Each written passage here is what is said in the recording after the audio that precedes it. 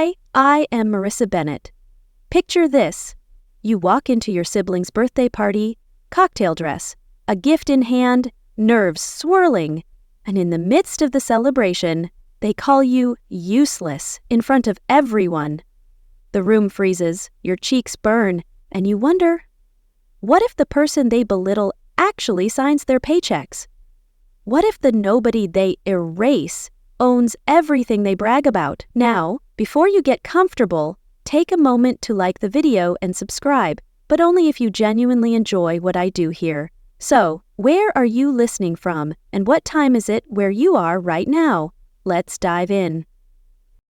I rolled up to my parents' house in Scottsdale, Arizona, late spring in the desert's heat. The cul-de-sac glowed under setting sun.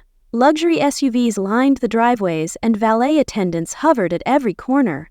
White and gold balloons floated on every gatepost. I stepped out of my beat-up Honda wearing a modest beige midi dress. Quiet, tasteful, but nothing that screamed styled by influencers. Or so I thought. I passed through the iron gate and froze. Guests stood in glittering white and gold suits and chiffon dresses like they belonged in a magazine spread. My mother, Ellen, queen of social curation, caught sight of me. She approached, mimosa in hand, eyes sharp.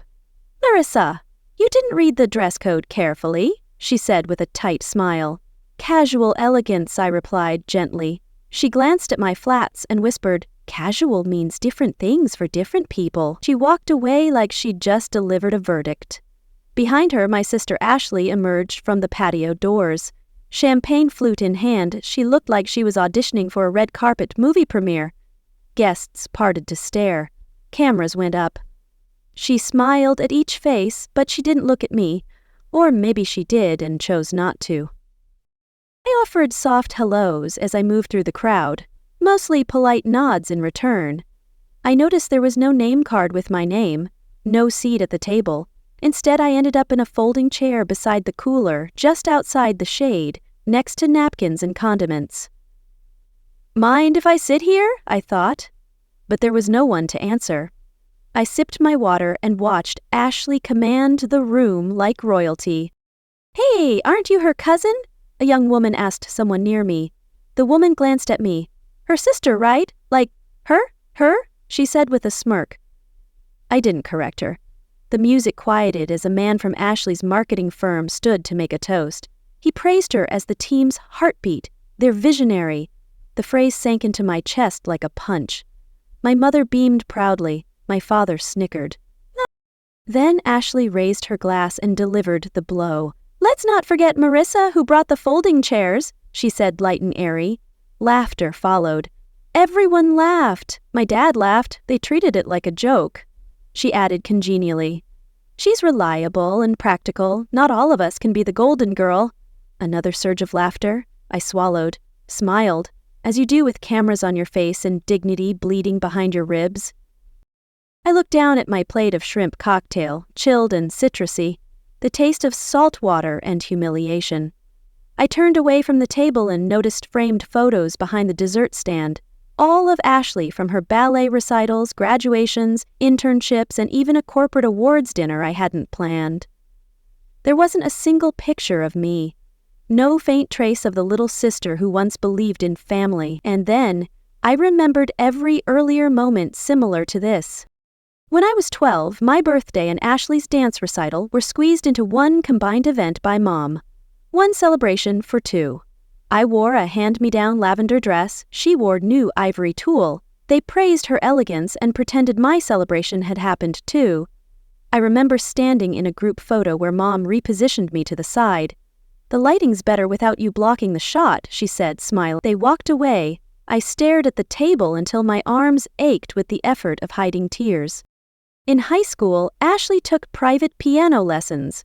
I was told to fold laundry. At college, Ashley drove off in a new Jeep with a red bow. I received a graduation card that read, "We hope you figure things out soon. Love, Mom and Dad." Now, at 34, nothing had changed. Ashley's still the golden sister. I'm still the folding chair girl. But that evening, as the fairy lights began to glow across the yard, A spark grew inside me. Conversation buzzed around. Ashley was working on a campaign about strategic vision, something I knew had been originally pitched by my team in the private equity firm I run. She had taken credit for it. I recalled the email chain, Mark from her agency, runtime edits, my review notes flagged as declined. Then she presented it, and the board fell for it like it was her idea. The applause had poured in. The raises had been handed out. My brother had said it best last Thanksgiving. "You're the kind of person who'll still be finding yourself at 40, and they laughed. So here I sat, watching the golden sister smile, her colleagues lifting her up. I tested the chilled condensation on the glass. I let the old memories drift through me, and then I realized I had never spoken up. Instead, I remained quiet and invisible. But I wasn't small anymore. The folding chair didn't creak anymore when I shifted. It felt like armor now.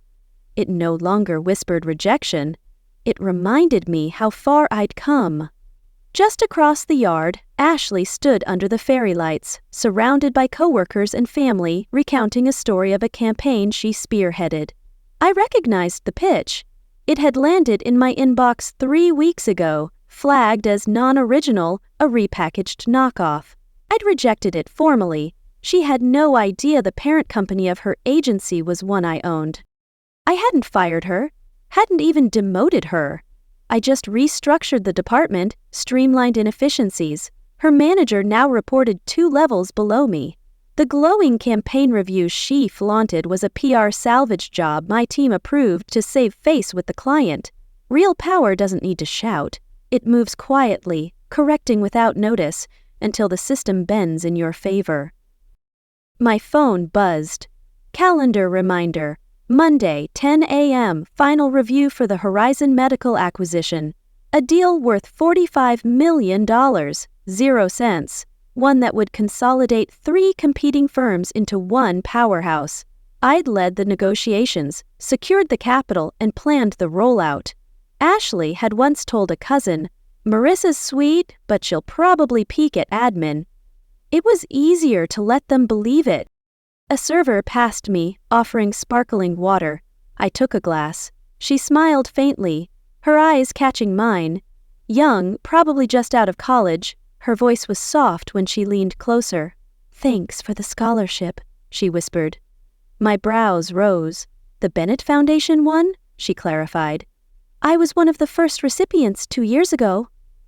Then she disappeared into the crowd. I stared after her.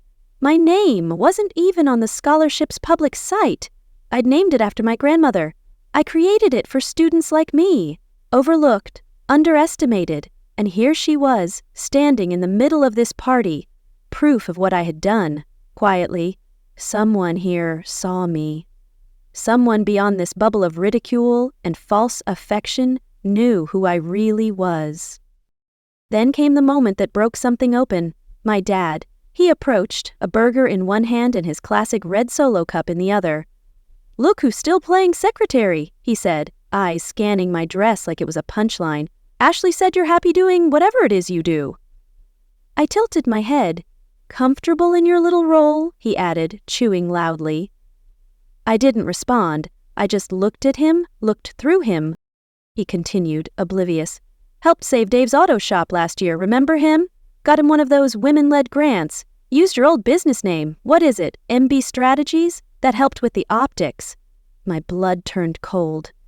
MB Strategies was a dormant LLC registered under my name. I hadn't used it in years, but it was still legally tied to me. I'd received a tax alert about a grant submission once and thought it was a clerical error. Apparently it wasn't. "You used my business name for a grant?" I asked. He shrugged. "You weren't using it. It was for the family. Dave's your cousin." I stood very still. "You used my identity again," I said. His eyes narrowed. "You always take things so personally. That's your problem. That's why you get overlooked." I didn't get overlooked. I got erased. "You choose not to see me," I said. His response was a mouthful of burger and a condescending chuckle. I stepped past him. No drama, no raised voice. but the air around me cracked like thunder on a dry plain. I didn't want revenge. I wanted peace. But to get peace, sometimes you have to name the storm. I made my way across the patio again, back to the table where they laughed and raised glasses. Ashley was in the center, her voice loud, her smile wider now that people were watching. She talked about thinking like a CEO, about leadership, about how she was being considered for a promotion based on the campaign idea I had declined. And then, it happened. A sleek black Tesla pulled up to the curb. Conversations paused. The door opened. Out stepped Marcus Langdon, CEO of Langdon Holdings and the man I'd been working with on the Horizon deal. Navy suit, sharp sunglasses, that rare, quiet kind of power. Ashley's breath caught. "Oh my God," she gasped. "That's Marcus. That's my boss." She adjusted her hair and necklace. "Smile, baby," I heard my mother whisper, clutching her pearls. Ashley moved forward with a practiced ease, arms half raised, preparing to greet him. "Marcus," she called. "What a surprise." But Marcus didn't look at her. He walked past the tiki bar, past the champagne fountain, straight to me. His expression softened. "Madam Bennett," he said, nodding. "Didn't expect to see you here." He didn't say hey, he didn't say miss. He said madam. And in that moment, the backyard fell silent. Ashley froze mid-step. My mother blinked like she couldn't comprehend the scene. "I wasn't expecting you either," I replied, my voice even. He glanced toward the patio, then back at me. "Do you need a ride? I'd like to go over the Morgan prep for Monday." I nodded. "I'll find you later." He offered a slight bow, then moved on as if nothing had just detonated. But it had. Ashley stared at me, champagne glass wavering. My father looked like someone had unplugged him. A few feet away, someone whispered. I caught the sound of a camera shutter. My world had stopped hiding. My mother sat perfectly still, as if the weight of the last 5 minutes was settling in her bones. I could see her trying to calculate what had just happened, trying to fit it into the version of reality she'd curated all these years. Ashley's face was stuck between confusion and fear. She opened her mouth, closed it, then forced a laugh. "She's not serious," she said. "Marissa's just a secretary. She likes to be behind the scenes." I turned toward her, calm. "Actually, Ashley," I said evenly, "I own the parent company of your agency. I've been reviewing your department's budget for over a year." A pin could have dropped. No one moved. She stammered.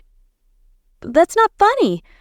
This isn't—" Marcus, who hadn't made it 10 feet before stopping to greet a family friend, added without missing a beat. "Oh, that reminds me. Thanks for approving the reassignment. It's finalized." Ashley whipped around. "What reassignment?" she snapped. I nodded slowly. "You're moving to the Tempe satellite office. Smaller team. Should give you some room to reflect." Someone gasped. Aunt Naomi put her hand to her mouth.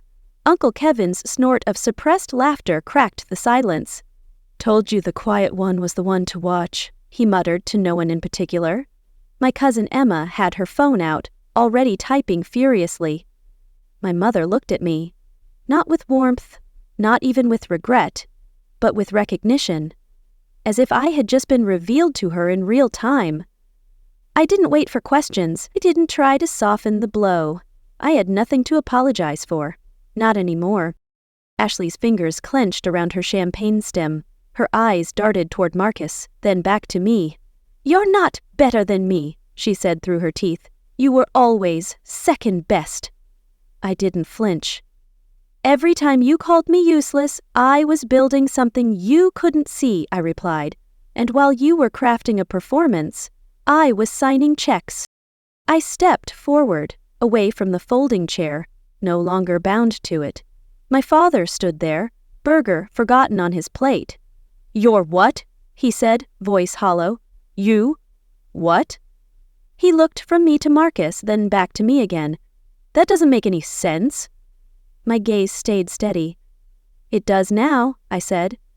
"You just never looked closely enough." Then something inside Ashley broke. She lunged. Not dramatically, not with violence, but like a person trying to stop their world from tipping over. "You think this makes you better than me?" she shrieked. "You've been jealous your whole life." Her hand whipped outward, too fast, too desperate, and her champagne glass flew. It hit the patio column with a crack, shattered into glittering shards on the concrete. Everyone recoiled. Judith, my mother, stood up, hands trembling. "She's overwhelmed," she murmured, eyes darting nervously to the guests. "This isn't the place." But she didn't reach for Ashley. She didn't move to contain the situation. She just stood there, trying to hold up the mask. Then Marcus returned, slow and deliberate. He handed me a manila folder. "We prepared everything you asked for," he said quietly, "just in case." I nodded and opened it on the nearest serving table. Inside, screenshots, flagged communications, fund allocation anomalies from the last charity event Ashley organized, notes from HR, credit claims that didn't belong to her, even surveillance stills from a presentation she'd stolen and repackaged. I didn't raise my voice. I didn't wave the papers like evidence in a courtroom. I laid them out beside the shrimp cocktail, right under the golden glow of the patio lantern. "This is what overwhelmed looks like," I said. Ashley froze. "I did it for the family," she barked. "Mom said you'd never help anyone." "No," I cut her off. "You did it because you never thought anyone would dare say no to you." She blinked, unsteady. Her voice wobbled. "I didn't mean to." But no one interrupted me now. They were all listening. I looked around, not for applause, not for support, just so they'd all see me clearly for the first time. I stepped away from the mess, letting the broken glass glisten behind me like the last lie finally shattered. I found myself near the corner of the yard again, near that ridiculous folding chair, the one they'd left for me like a symbol. I didn't look at it this time. I walked right past it. My father still hadn't said a word. He just stared at the papers like they were written in a language he'd never learned. The man who always had an answer, a justification, was suddenly speechless, and for once that silence said everything. Then, as if pulled by gravity, I found myself near the center of the lawn again. "They laughed when I showed up underdressed," I said softly but clearly. "They laughed when I sat at the cooler. They laughed for 34 years. But they're not laughing now." No one clapped. They didn't have to. This wasn't a performance. It was a reckoning. Judith sank into a chair. Ashley backed away.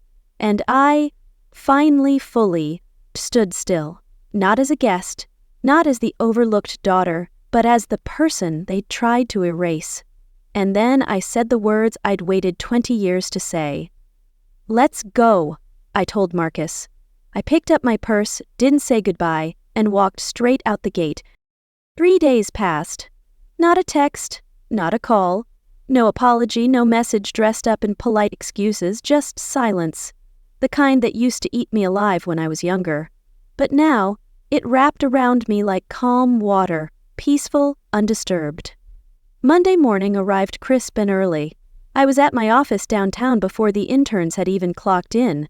My assistant Dana slid a stack of folders onto my desk, smiling, latte in hand. "Morning, Marissa. Horizon acquisition calls at 10. Teams prepped and ready."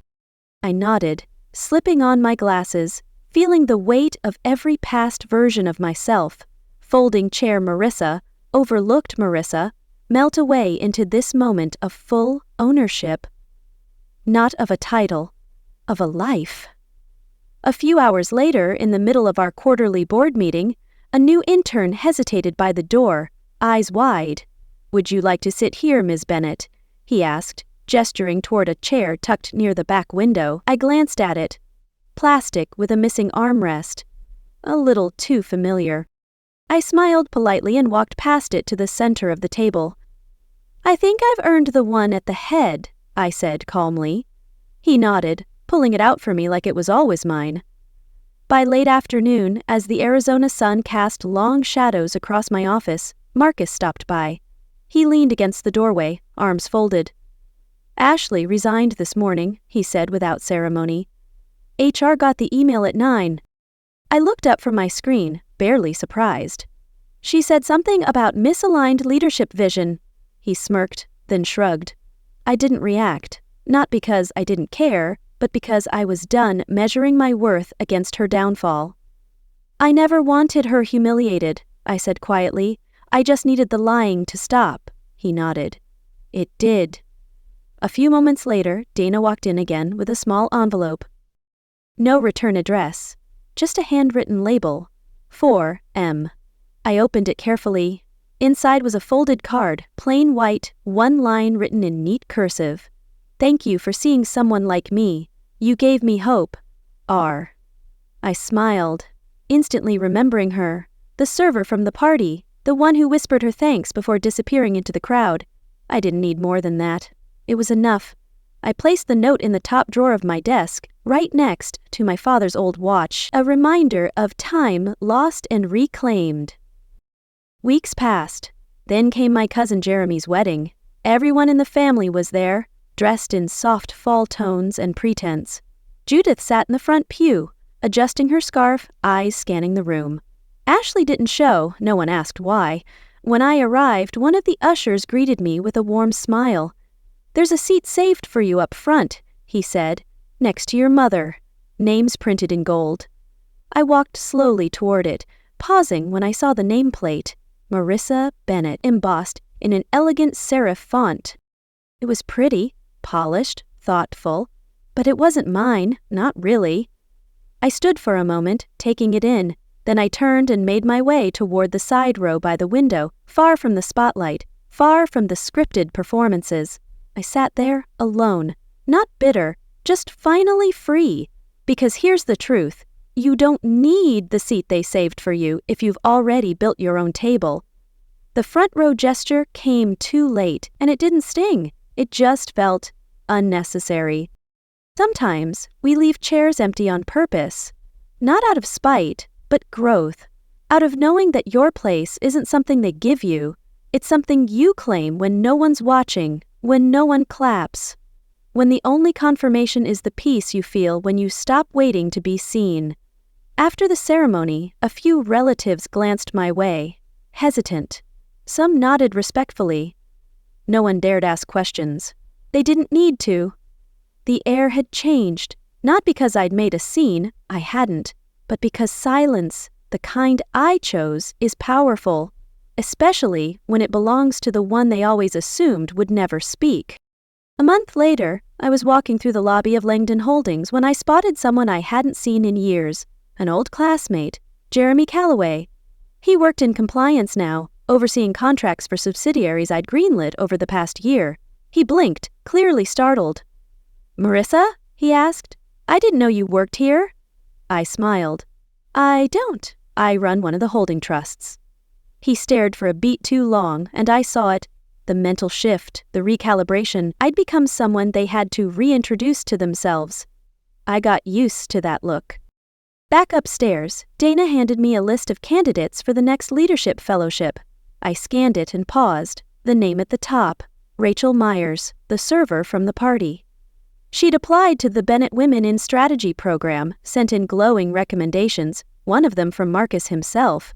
She didn't mention the party, didn't need to. I approved her spot immediately, writing in the margin. Leadership is already evident, just needs a chance. That weekend, while cleaning out old boxes in my condo, I found an old journal.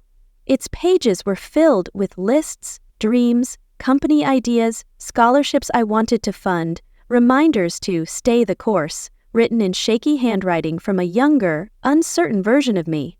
One page had the words, "Prove them wrong," circled 3 times. I traced the ink with my fingers, smiling. It reminded me that there's a particular strength in letting people misjudge you, that silence is not weakness, it's patience in disguise. I had stayed quiet for years. I let them think I was small because I didn't need them to know what I was building. But in doing so, I built something they couldn't take from me, ownership of my work, my name, my space. I didn't need their validation. I needed my vision, and I'd held on to it like a lifeline. A few days after Rachel started, she dropped by my office with a thank you card. "I didn't know if you'd want this," she said, placing it gently on my desk. "But I needed you to know that someone like me only makes it because someone like you left the door open." I didn't say much, just nodded. Sometimes the quiet moments say more than the speeches ever could. That night, I walked out of the office just as the sun set behind the Phoenix skyline.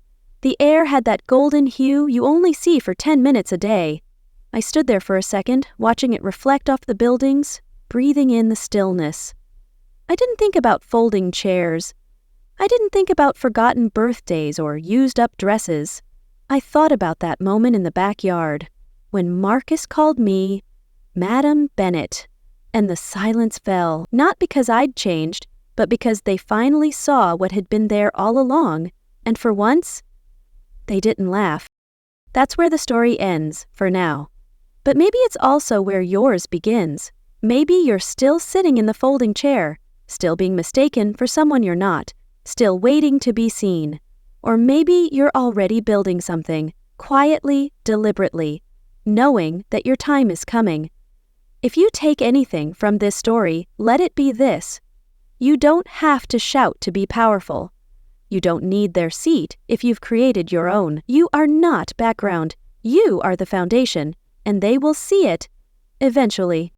Until then, stay steady, stay smart, and don't forget, there's nothing wrong with starting in the corner, as long as you remember that corners hold up the whole room.